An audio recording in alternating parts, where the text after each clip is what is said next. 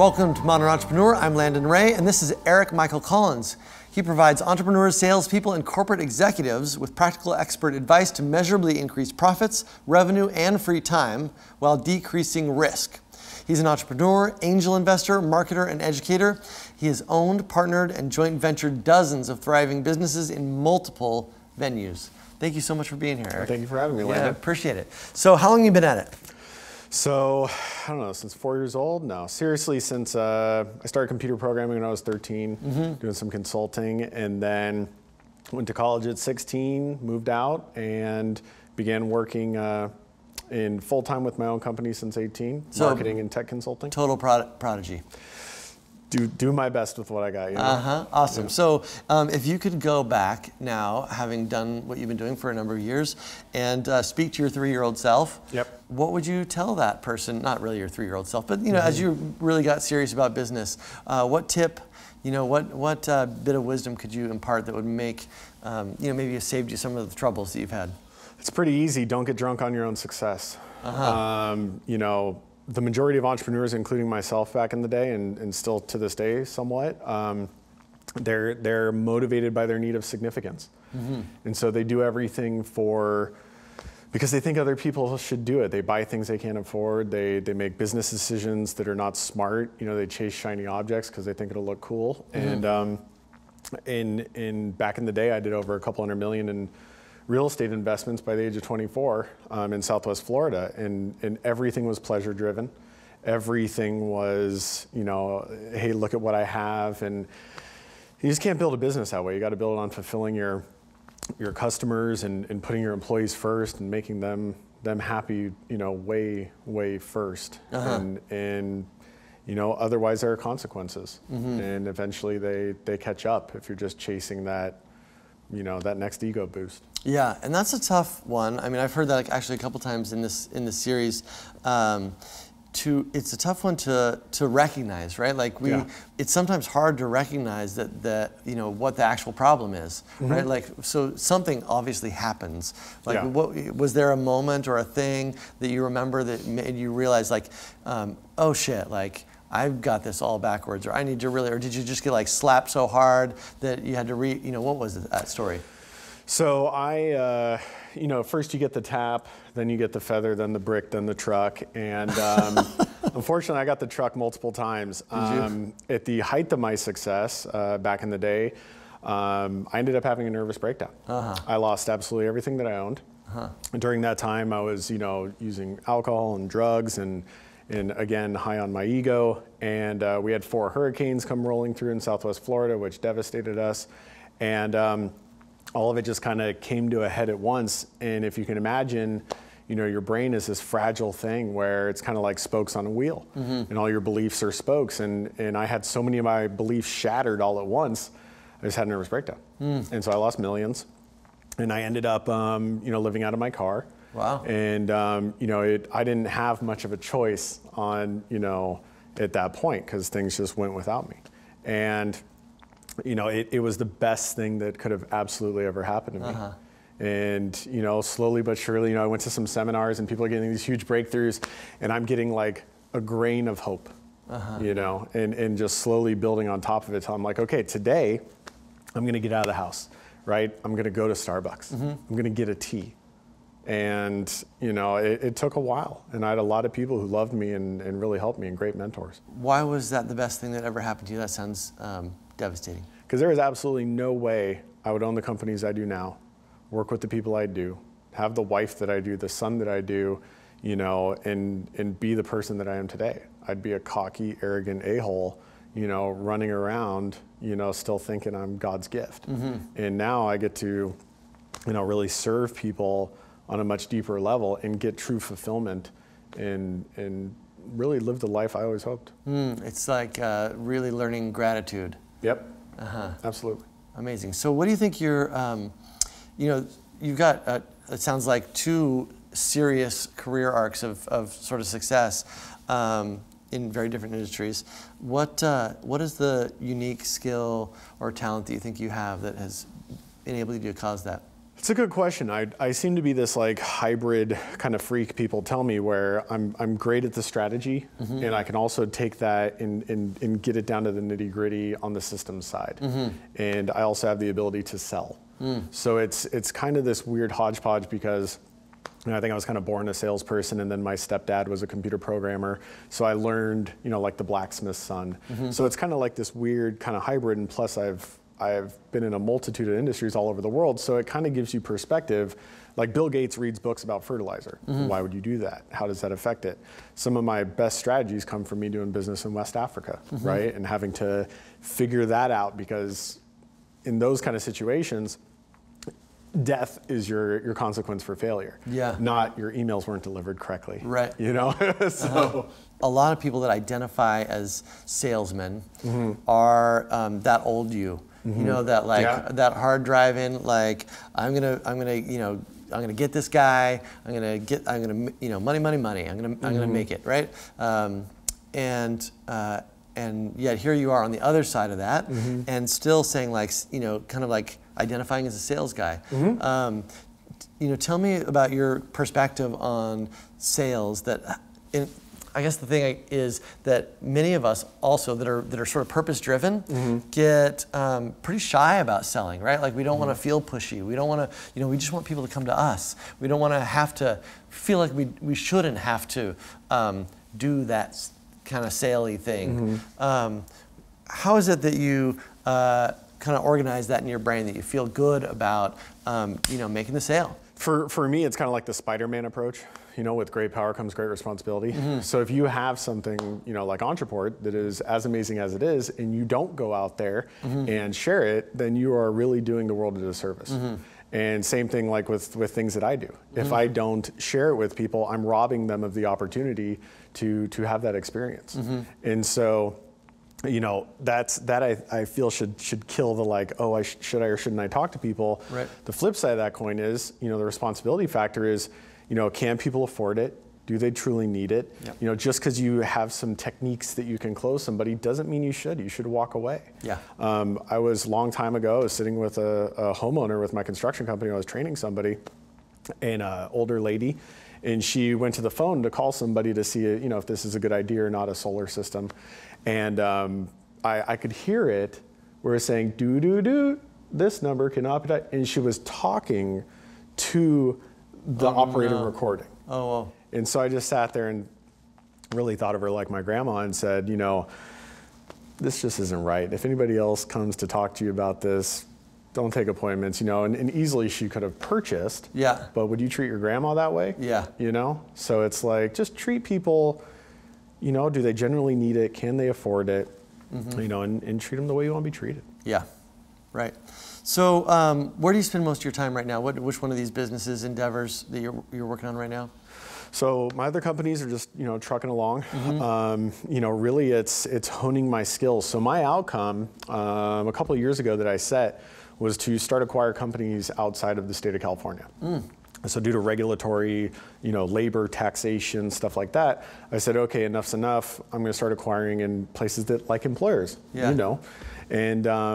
And so I took a real inventory of my skills, and systems processes was one of them, cold traffic marketing, so that before I buy a company, I can get my return on investment back faster. And so there's this Navy SEAL saying 2 is 1, 1 is none. So every major thing I do for at least 2 strong reasons. Otherwise I don't do it. And so this way I can build my library of standard operating procedures, best practices, and I can also offer it to my higher end clients, 7, 8 figures. And so I'm really killing 2 birds with 1 stone, and that's my focus right now.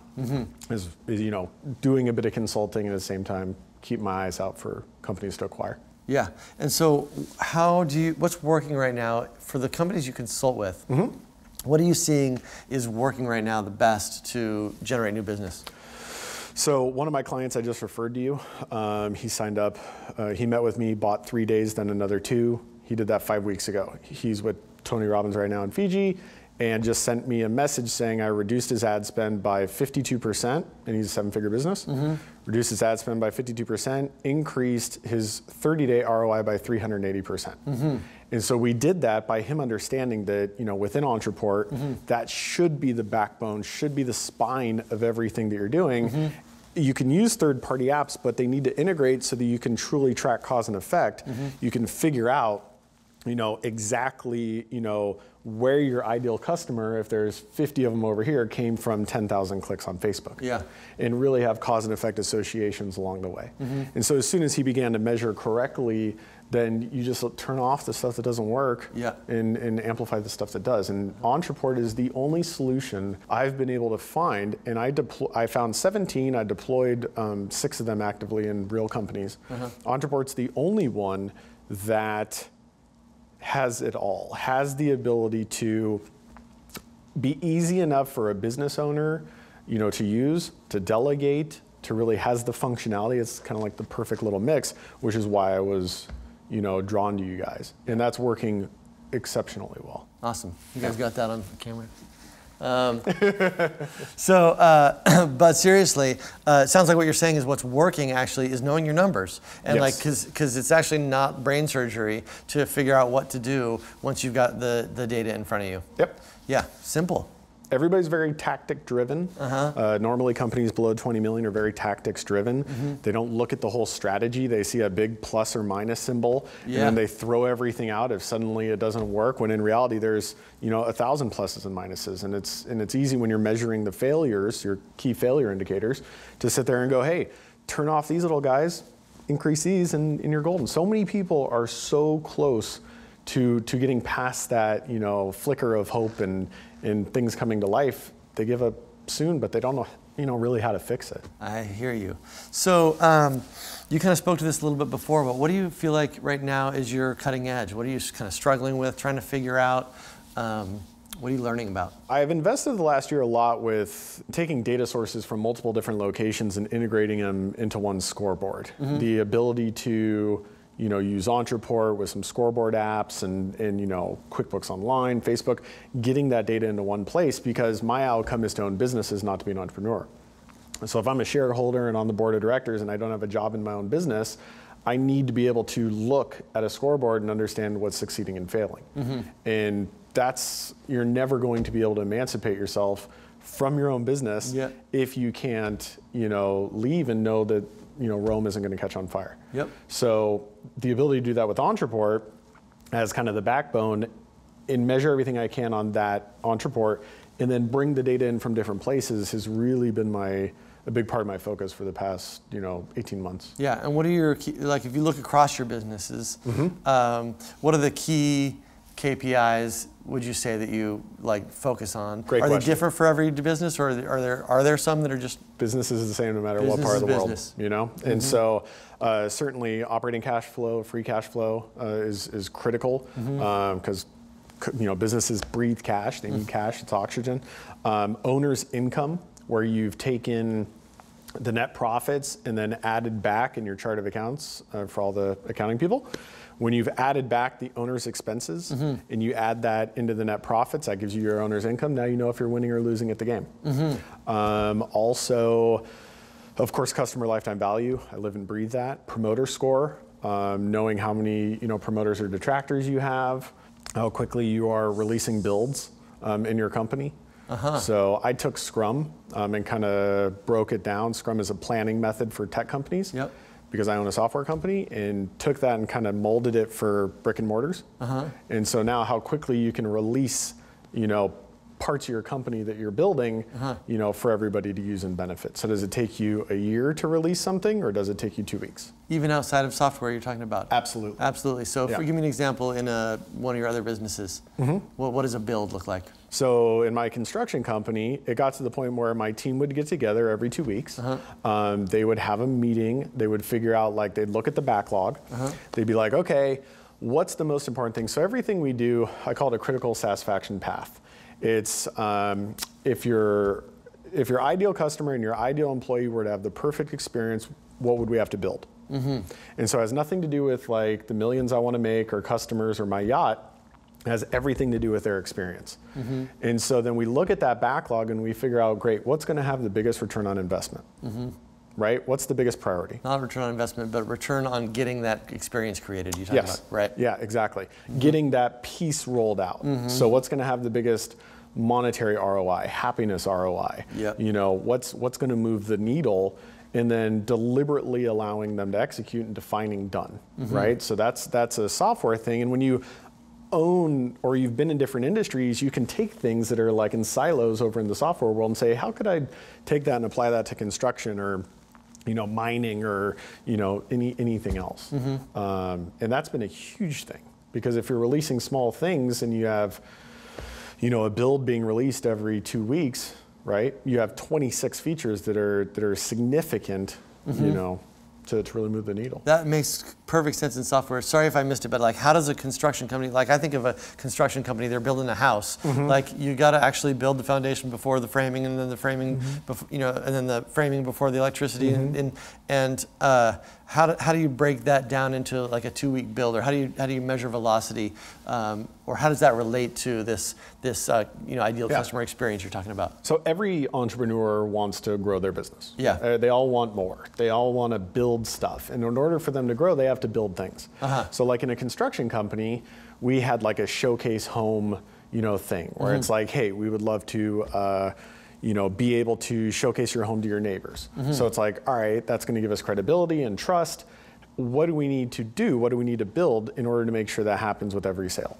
Right? So we know we need to build something to alert the salesperson to go back once the job is done, because they're already with the next customer. Okay, gotcha. Right. So you're not talking necessarily about the doing of the business. You're not talking about the building of the house. You're talking about the building of the business. Yes. Right. So how often are you releasing builds around like actually improving the systems and processes that are the business itself?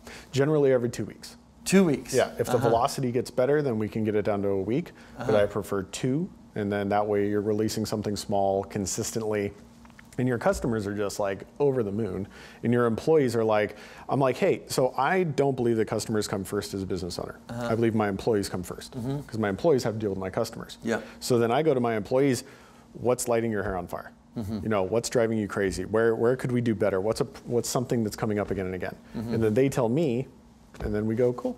And then that makes them feel super important, super appreciated. They feel very significant, and their experience gets better and better. Yeah, and like there's a future that's exciting. Yeah. Right. Yep. Yeah. They feel a part of something. They, one of the most bittersweet, coming back to the ego thing, one of the most bittersweet moments was I was scuba diving and I was late to our Scrum meeting, and so I ended up coming in, and by the time I got there, they had done all of it. They had analyzed backlog. They decided. Yeah. And so you sit there and you're like, aw. You're like, you don't need me? Yeah. They're like, no, we already decided. I'm like, bye. But it's tough because the owner is always the bottleneck because they gain their significance from the business. You've been at this a while now. You've obviously got some career ahead of you, but if you think about 10, 20 years from now, 30 years from now, looking back on what you will have built, what would you like your legacy to be? That's a great question. So I actually named my son Eric Michael Collins II for that very reason. I believe that name should mean something. I believe that my name should be something that's an asset to him, not something that would hurt him. So it forces me to live to an even higher standard. And really it's, there's some things I want to do. I want to build something called the Genesis Academy in West Africa. After going there, it absolutely transformed my life. Helping them to be, more serving and really grow as a community. And I have personal goals, own X number of companies, make Y number of money, but really it's being there. This may sound corny, but being there for my son's doctor appointment. Being able to matter in my wife and my son's life. Yeah, beautiful. So Modern Entrepreneur, we named it this to try and kind of uncover what it means to be an entrepreneur in this unique time, right? Like things are changing so fast, and we're having to learn so much and renew our knowledge, and at a rate that has never been required before. That presents us with all kinds of opportunities, also maybe some new responsibilities. What do you think the opportunities and responsibilities are for entrepreneurs today? What does it mean to be a modern entrepreneur? That's an interesting question because the tactics are always going to change. The overall strategies are largely going to always be the same. And so the ability to measure what's going on, the ability to pivot on the tactics, but yet stay true to the direction and the focus and stay true to the strategy is certainly important. Not getting stuck in the weeds on the minor details. I saw a statistic that companies are going out of business at a faster rate than ever before. And you think like, wait a second, if everything, all these conveniences are being created, why isn't it easier? And I think it's because it's making people freak out. Like they're sitting there going, well, I don't have this and that and this and this and this, so I'm not doing it right, and then they get like frozen. And really it's just, nobody cares. Nobody cares that much about you. Like they care about themselves. And so like people think like, oh, these people are gonna think this or that. And in reality, it's like, they're not even thinking about you. Like, so go ahead and fail. Like they're not even paying attention. Well, Eric, I appreciate you being here. Thank you so much, so much for your time. I really appreciate it. Would you sign our wall for us? Of course. That's awesome, thanks.